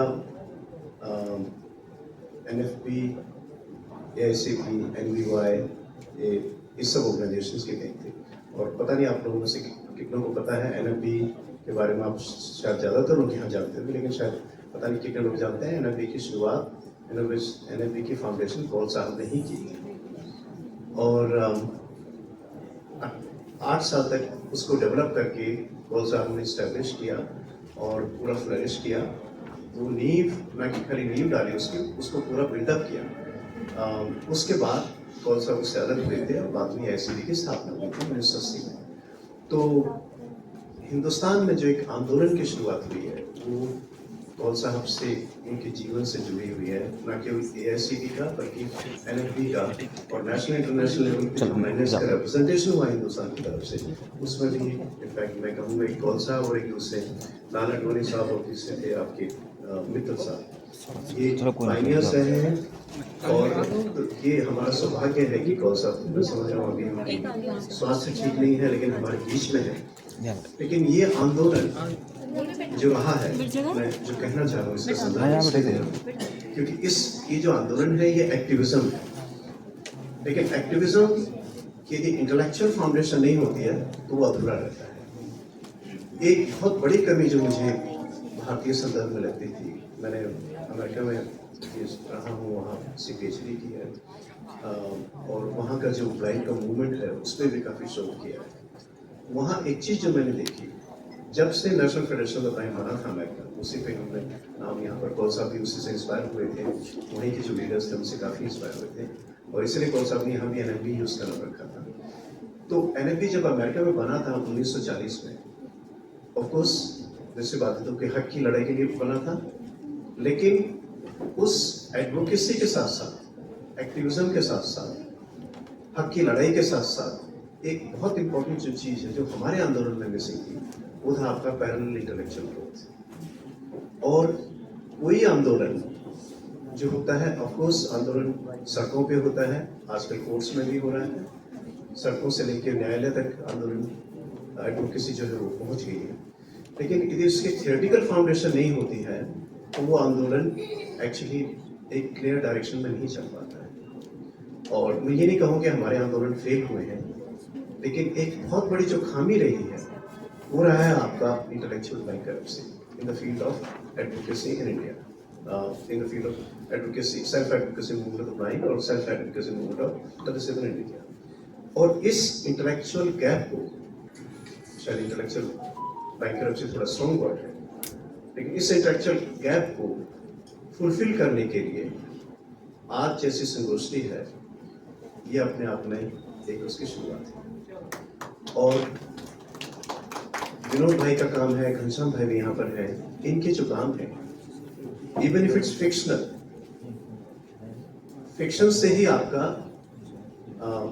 एक्चुअली रियल लिटरेचर भी बिल्डअप होता है, उसमें भावनाएं फिक्शन में व्यक्त की जाती हैं, इसलिए लिटरेचर बहुत इंपॉर्टेंट है। आप देखिए कोई भी जो आंदोलन रहे हैं, चाहे वो फेमिनिस्ट मूवमेंट रहा है, दलित मूवमेंट रहा है, उसका एक स्ट्रॉन्ग थियोरेटिकल फाउंडेशन रहा है। शायद आज दलित मूवमेंट इतना स्ट्रॉन्ग नहीं हो पाता यदि पेरियार या अम्बेडकर की राइटिंग्स नहीं हो पाती। पेरियार ने लिखा नहीं है ज़्यादा, लेकिन उनके आइडियाज़ को बहुत अच्छे से डॉक्यूमेंट किया गया। अम्बेडकर, बाबा साहब अम्बेडकर ने लिखा भी है, और शायद पता नहीं हम में से कितने लोग जानते हैं, ज्योतिबा फुले जो कि पहले दलित एक्टिविस्ट में से, टॉप दलित एक्टिविस्ट में से एक थे in middle of the 19th century, उन्होंने भी लिखा है।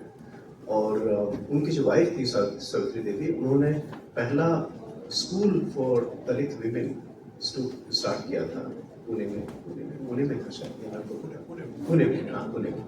तो वो देखिए, ये इंटेलेक्चुअल ग्रोथ होना बहुत ज़रूरी है।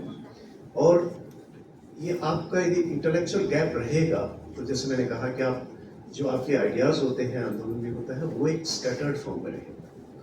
और ये जो अपने आप, इसीलिए आप जितना भी आप दलित मूवमेंट को देखेंगे, फेमिनिस्ट मूवमेंट को देखेंगे, उसके साथ साथ आप एक चीज़ जरूर देखेंगे, उसके साथ साथ एक पैरेलल इंटेलेक्चुअल मूवमेंट भी रहा है।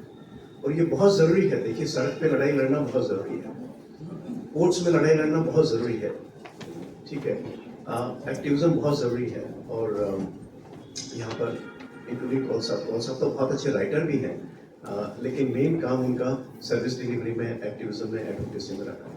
आने वाले अब जो बाकी भी साथी हैं, मंजुला हैं, और जो लोग हैं ऐसे भी यंगर जनरेशन जो एक्टिविज्म में इन्वॉल्व है, एक्टिविज्म बहुत ज़रूरी है। But at the same time एक कौल साहब की बहुत बड़ा कॉन्ट्रीब्यूशन रहा है जिज्ञासा का। ये अपने आप में एक इंटेलेक्चुअल मूवमेंट की शुरुआत रही, जिसमें कि आप दृष्टिबाधिता के बारे में लिखें, दृष्टिबाधितों के विचार उसमें व्यक्त हों। और मैं कहूँगा इस टाइप की छोटी छोटी चीज़ों से इंटेलेक्चुअल मूवमेंट की शुरुआत होती है। विनोद का काम, घनश्याम का काम, सिसोदिया जी यहाँ बैठे हुए हैं, कल मुझे मौका मिला था उनकी पुस्तक का विमोचन करने का। सिसोदिया जी आए हैं, शायद सिसोदिया जी हैं यहाँ पर, हाँ अच्छा ठीक है। उनकी इतनी राइटिंग्स हैं जो कि हम लोग नहीं जानते हैं, हमारे बीच में यहाँ पर बैठे हुए हैं, दिल्ली सरकार में काम करते हैं। उनकी करीब 13वीं किताब थी कल जिसका विमोचन हुआ, मुझे सौभाग्य मिला उसको करने का। और साथ उनके संपादित एडिटेड बुक्स हैं, और उसमें से काफ़ी राइटिंग जो कि थर्ड जेंडर पे हैं, ट्राइबल्स पे हैं, और विकलांग मेंबर्स में। तो ये मैं कहता हूँ एक इंटेलेक्चुअल गैप जो हमारे था, आंदोलन हमने लड़ लिया, हक की लड़ाई लड़ ली, लेकिन आपको पैरेलली ग्रोथ आपका होना बहुत जरूरी है। ये शायद बहुत रिलेटेड नहीं है, लेकिन मुझे उस पर याद आता है जब हम लोग 90s में SSC में जॉब लग गए काफ़ी लोगों के 80s में, तो तमाम लोगों ने कहा यार पढ़ाई तो हमने लड़ाई लड़ कर ली, नौकरी भी लड़ाई लेके कर ली, सारा शादी कैसे करें? वो एक अलग मुद्दा है, लेकिन कहने की बात है सब कुछ लड़ाई लड़के वो नहीं, मतलब सड़कों पे लड़ाई लड़के नहीं पाया जाता है। उसके लिए आपको बौद्धिक विकास होना बहुत जरूरी है। मैं ये नहीं कह रहा हूँ कि शादी इसलिए नहीं हो रही थी बौद्धिक विकास नहीं हो रहा, तो अलग होता है, just on a lighter note, okay.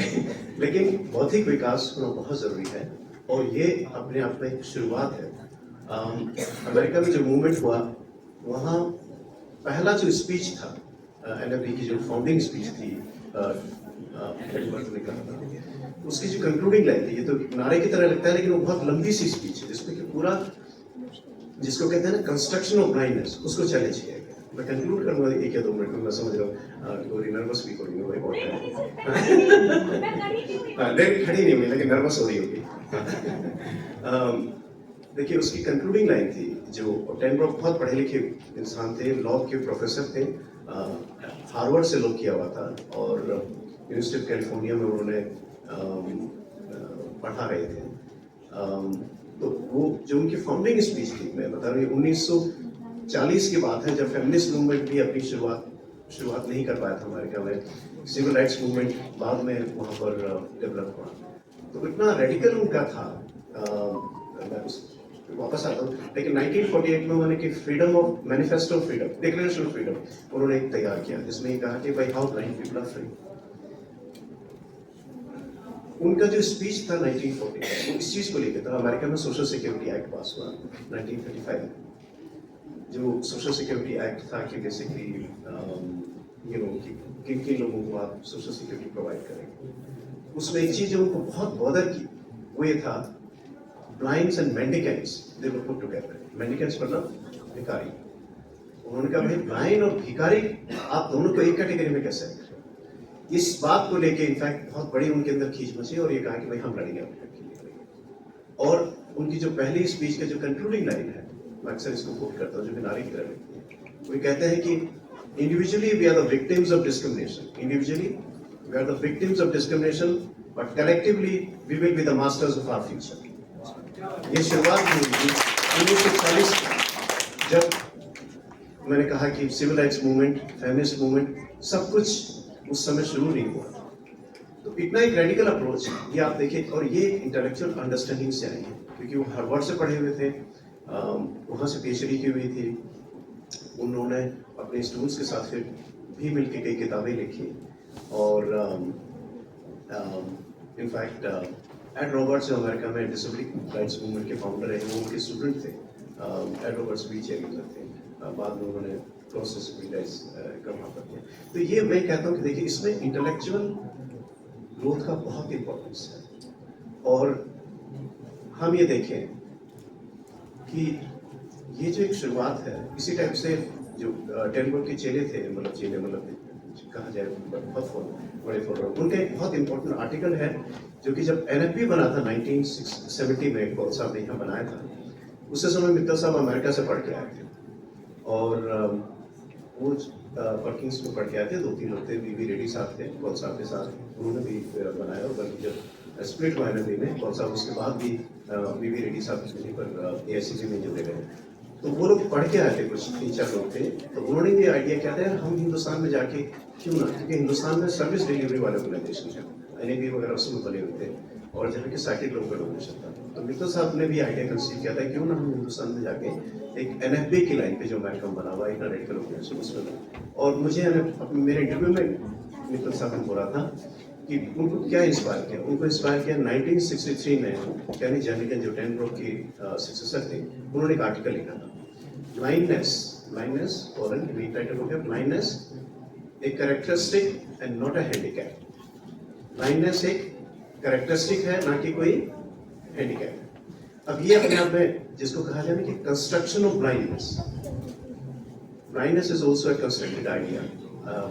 अभी इसमें एकेडमिक डिबेट में नहीं जाएंगे, लेकिन इसी तरह the way caste is a construction, gender is a construction, so is blindness.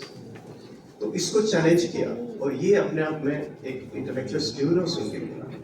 Last में एक बात मुझे याद है, मैं जब एमए कर रहा था मैंने आर्टिकल 46 पढ़ा। आर्टिकल 46 में कहा गया है कि state will promote measures for the promotion of the weaker sections हमारे कॉन्स्टिट्यूशन में। अब वीकर सेक्शंस को ब्रैकेट में लिखा हुआ है एससीज एंड एसटीज। मैंने कहा यार व्हाट अबाउट डिसेबल्ड पीपल, वो वीकर सेक्शन के लिए क्या? अब ये माइंड में आइडिया आया था जो कि मुझे उससे याद आया। तो उसी टाइप से ये जो चीजें बॉदर करती हैं, आपको झकझोरती हैं, उससे आइडियाज निकलते हैं और उससे आपका इंटेलेक्चुअल बेस तैयार होता है। और जब इंटेलेक्चुअल बेस तैयार होता है तो आने वाले टाइम में उसका थियराइजेशन होता है और वो एक मूवमेंट को थियोरेटिकल बेसिस प्रोवाइड करता है। टू एंड मैं ये कहूँगा, आज जो आसुदानी ब्रदर्स हमारे पास बैठे हुए हैं, घनश्याम भाई, विनोद भाई, दोनों बहुत अच्छे लिखते हैं। राजेश इस उत्सव प्रदेश के बारे में मुझे याद है, देश पांडे साहब से मेरी बात हुई थी, प्रोफेसर देश पांडे जो केएनएफबी के प्रेसिडेंट थे। उनका ही रियल जीनियस, हालांकि इज अ बैंकर, लेकिन राजेश का भी इतनी स्ट्रॉन्ग अंडरस्टैंडिंग है इंटेलेक्चुअल। हम दोनों को मौका मिला था ministry of social justice and environment में एक लेक्चर देने की लिए डिसेबिलिटी एंड कॉन्स्टिट्यूशन पे। उन दोनों ने जॉइंटली लेक्चर दिया था। तो ये एक शुरुआत है और ये शुरुआत है ऑफ अ सोशल रेवोल्यूशन। कोई भी रेवोल्यूशन रातों रात नहीं निकलती है। और ये जो अभी तक हमारा, मैं कह रहा था something that bothers me most, कि हमने हकों की लड़ाई तो लड़ ली, आंदोलन कर लिया, नौकरियां पा ली, लेकिन हमारे पास एक इंटेलेक्चुअल अंडरस्टैंडिंग नहीं हुई।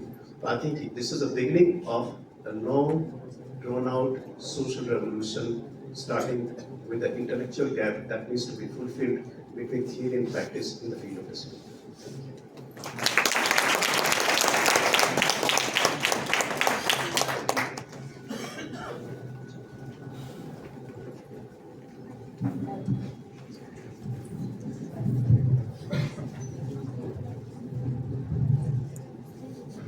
बहुत बहुत आभार जगदीश सर। तो जगदीश सर ने बहुत ही सुंदर बातें कही और इसके अलावा सर की किताब जिसका हम बेसब्री से इंतज़ार कर रहे हैं, हमें दिवाली या दिवाली के बाद तक ज़रूर पढ़ने को मिलेगी, ये आशा है। और साथ ही सर लाल आडवाणी सर पर भी किताब लिख रहे हैं, तो ऐसा बहुत कुछ है जो हमें अभी सर से सर का जो लेखन है उससे जानने और समझने को मिलेगा। तो अब हम अपने उद्घाटन सत्र के अंतिम पड़ाव पे पहुंच चुके हैं, जहाँ पे मैं रमेश प्रसाद जी जो हमारे भूतपूर्व वाइस प्रेसिडेंट रहे हैं और अभी एग्जीक्यूटिव कमेटी के मेंबर हैं, उनसे मैं गुजारिश करूँगी कि आप धन्यवाद ज्ञापन करें उद्घाटन सत्र में और फिर हम आगे के सत्रों को आगे बढ़ाएंगे।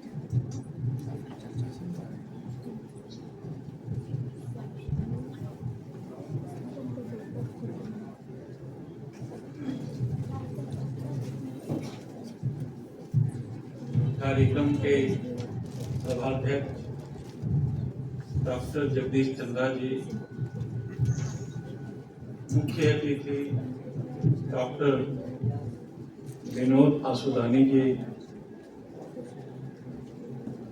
एआईसीबी के महासचिव पद्मश्री श्री जय कौशल, सेक्रेटरी मंजुला जी, दयाल सिंह पवार जी, गोपाल सुसोदिया जी एवं उपस्थित सभी विद्वजगण, आज संपूर्ण भारत में हिंदी दिवस के रूप में विभिन्न रूपों में कार्यक्रम मनाया जाता है।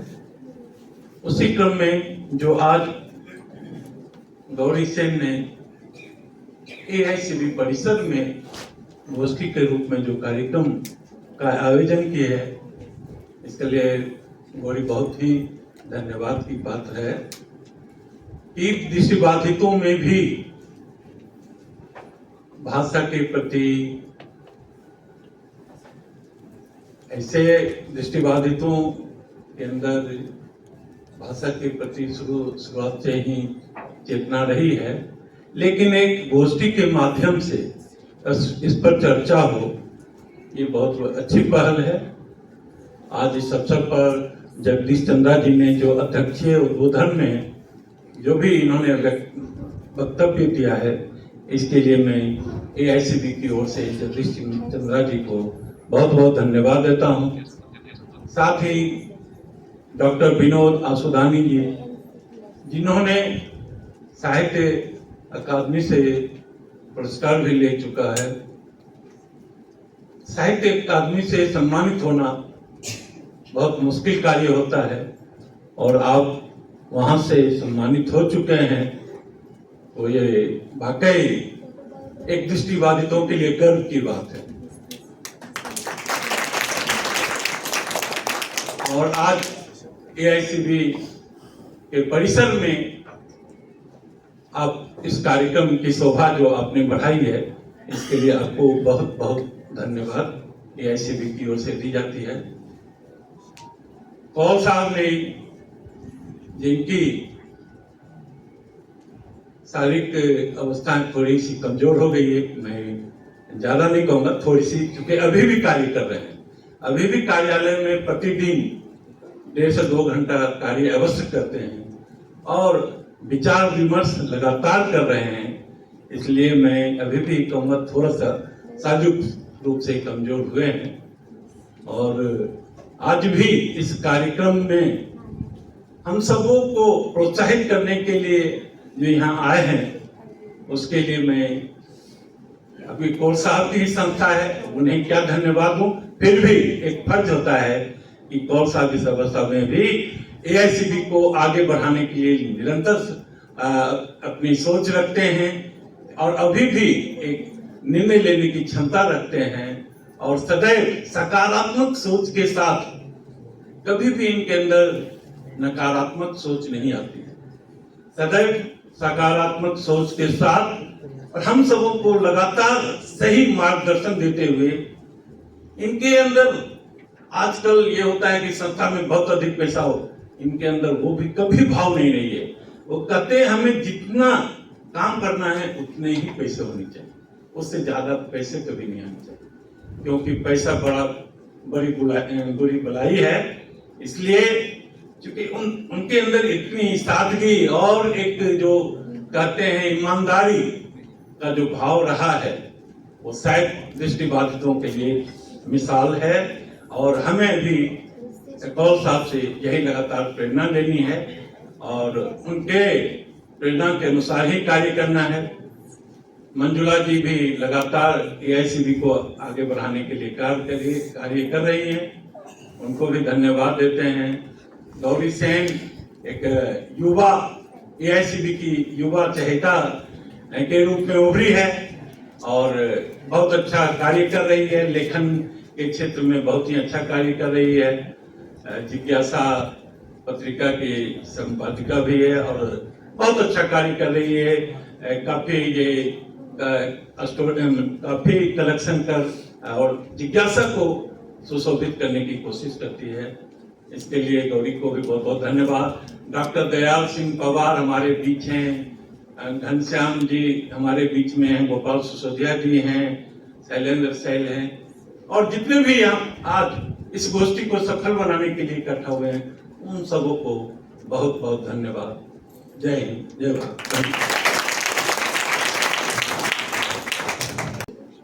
धन्यवाद बहुत बहुत स्टाफ को, ट्रेवेक्सिस को, हमारे स्टूडेंट्स को, सबको धन्यवाद। Thank you Ramesh sir. तो इसी के साथ हमारा ये उद्घाटन सत्र संपन्न होता है। अगले सत्र के लिए, उसकी कार्रवाई के लिए, क्योंकि जलपान तो आप लोग ग्रहण कर ही चुके हैं, अब भोजन में ब्रेक लीजिएगा।